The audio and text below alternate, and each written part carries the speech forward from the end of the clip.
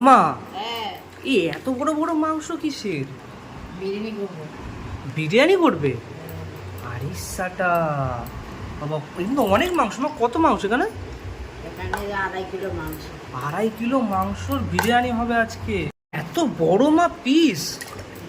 বাপরে বাপ, পুরো একদম বিরিয়ানির পিস। আর এখানে এই যে এত বড় বড় পিস যাবে বিরিয়ানিতে, বুঝতে পারছো? পুরো দোকানের মতো করবে নাকি মা? হ্যাঁ, এমনিও মা ভালোই বিরিয়ানি করে, আগেও খেয়েছি। তো আজকে তোমাদেরও দেখাবো মা কীভাবে বিরিয়ানি করে। হ্যাঁ, এ কি দুটো হাঁড়িতে দিয়েছো চাল? হ্যাঁ, বাবা আজ কতটা বিরিয়ানি হবে! হ্যাঁ, এর মধ্যে কি আদা আর এটা কি রসুন হ্যাঁ, পেস্ট বানিয়ে নিয়েছো এই মিক্সচারে? দিচ্ছ মাংসের মধ্যে, মাখাবে এখন মাংসটা ম্যারিনেট করবে। হ্যাঁ, আরও ধনে জিরে যাচ্ছে। এগুলো কি মিক্সচারে গুঁড়ো করেছো এখন? হ্যাঁ। আবার চলে গেল হলুদ। আচ্ছা, আর মা বিরিয়ানির জন্য সব এনে রেখেছো, এই যে মিঠা আতর। আচ্ছা, দুটো। আর এখানে এই বিরিয়ানির মশলা, আর এখানে ঘি।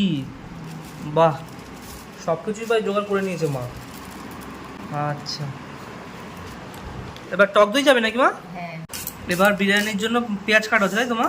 হ্যাঁ, পেঁয়াজগুলো এবার এই মাংসের মধ্যে যাচ্ছে। মা একদম মাংস ম্যারিনেট করে একদম এর মধ্যে দিয়ে দিল, কড়াইয়ের মধ্যে পোস্তে। মা কষা মাংস হলে কিন্তু দিও 2 পিস। বিরিয়ানির মেন জিনিস হচ্ছে এই আলু।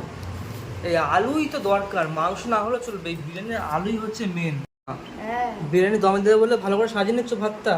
হ্যাঁ, এই হাড়ের মধ্যে কিছু দিয়েছো না, তেল দিয়েছো?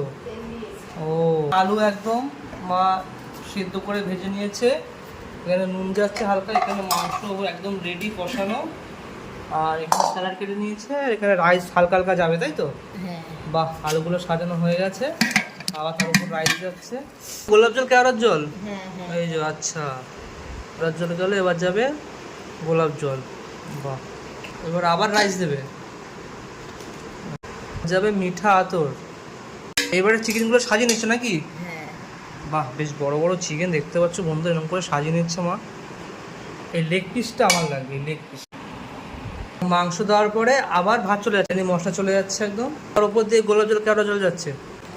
দুধের মধ্যে কালার দিচ্ছ মা? আচ্ছা, আর এটা যাবে পুরো ভাতের মধ্যে কালারের জন্য তাই তো মা? ভাতের কালারের জন্য ঘি চলে যাচ্ছে।